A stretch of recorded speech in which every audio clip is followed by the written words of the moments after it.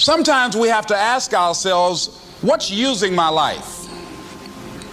Heard a guy give a lecture one time that says, we are today what we were when. And he was talking about the fact that we, to a great extent, behave, think, react because of some previous experience that we've had. One of the things that we know about life is that it is always changing.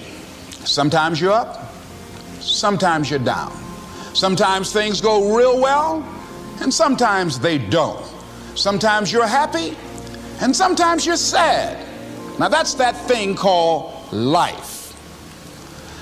And when we begin to understand and know that, accepting that reality that we will never ever have things just on an even keel all the time, that you're going to have some ups and you're going to have some downs, but during those down moments, that's where the growth takes place.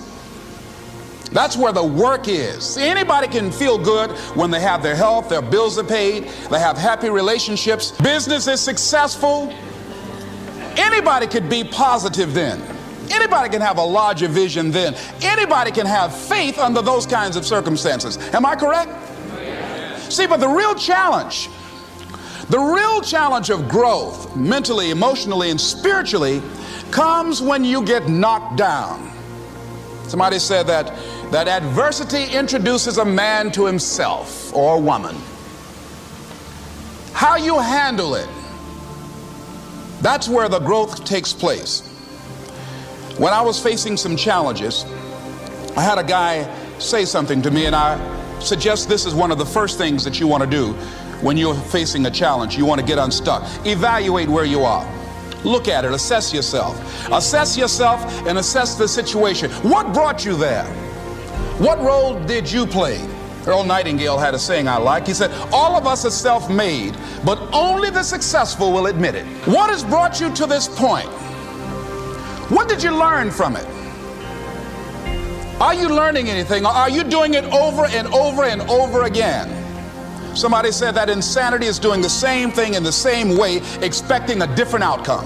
Are you going through it, or are you growing through it? Are you bigger and better because of it? Because it's not going to leave you until you grow through it. I was going through a major challenge in my life that was wearing me out, that was using me. You see, your mind is, you know, when you go into a service station to get gas, you don't go in there and just start pumping. When you push the lever up, it clears the previous bill. By the same token, if you want to begin to move, you've got to clear your mind of all the unnecessary luggage and baggage that's weighing us down.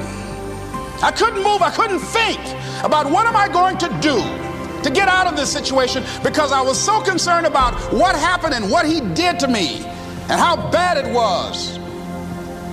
I was so stuck in that I couldn't even focus on what I should have done. Feeling sorry for myself and angry, and none of that was taking me anywhere. So pretty soon I learned through effort, made a conscious, deliberate, determined effort. I had to let it go. I had to forgive it. Let it go and begin to focus on developing myself. And I say to you, you're going to have people to do things to you. Things are going to happen to you. And the most important thing to do is to harness your will and let it go and move so you can grow, so you can get on with your life. It doesn't matter about what happens to you. What matters is, what are you going to do about it? All of us have experienced some tragedy, and if we haven't, we will.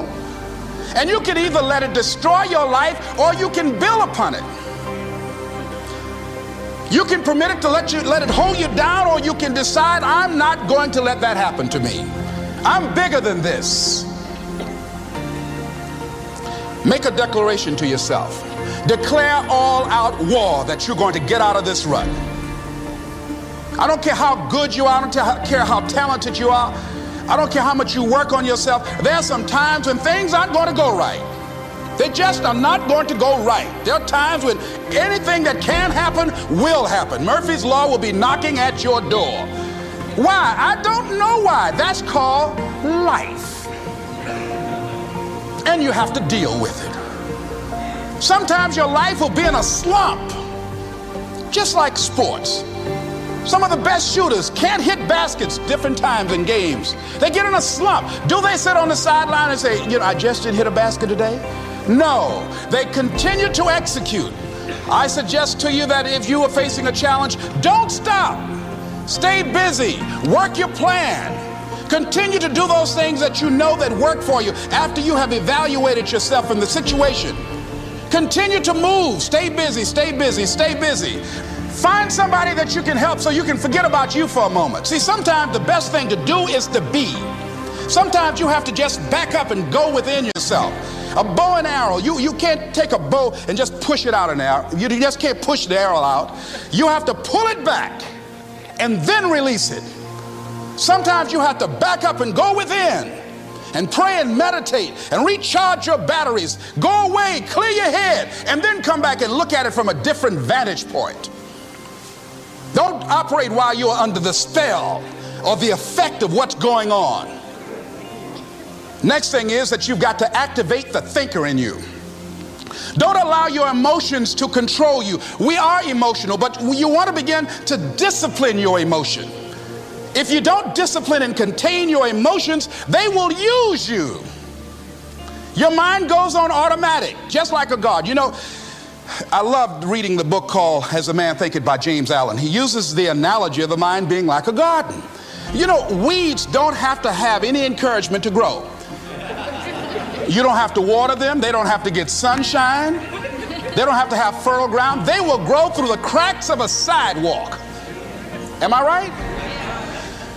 But if you want to grow orchids or roses or any kind of exotic flowers, there are special processes and procedures you must go through. Well, by the same token, you don't have to force yourself or motivate yourself to think negatively, to be depressed, to hate somebody, to want revenge, to want to get back at somebody, to beat yourself up over the head, to feel loaded with guilt. You don't have to make any effort to do that. Your mind is on automatic. It will do that by itself. But if you want to begin to move into your own personal greatness, if you want to begin to really enjoy a happy, successful, healthy life, you've got to be willing to go against the tide. You've got to be willing to harness your will and say, in spite of this, I'm in control here. I'm not going to let this get me down. I'm not going to let this destroy me. I'm coming back, and I'll be stronger and better because of it. You have got to make a declaration that this is what you stand for. You're standing up for your dreams. You're standing up for peace of mind. You're standing up for health. You want it, and you're going to go all out to have it. It's not going to be easy. When you want to change, it's not easy. If it were in fact easy, everybody would do it. But if you're serious, you'll go all out. So yes, I'm going to turn this situation around. I'm not going to sit back and moan and cry over what happened and what went wrong and who did what. I'm going to do something about this situation. The next thing that is important is that expect things to get better for you, because they are. See, life is cyclic. You're not, whatever experience you're having right now, it has not come to stay. It has come to pass. Not to stay, just to pass. It's just going through. The biggest challenge is to know what's happening. This is a part of this thing we call life. This too shall pass. And maintaining perspective, putting it in perspective. The other thing is take full responsibility for your life. Accept where you are and the responsibility that you're going to take yourself where you want to go. Someone said we have two primary choices in life. We can either accept conditions as they exist, or we can take the responsibility to change them.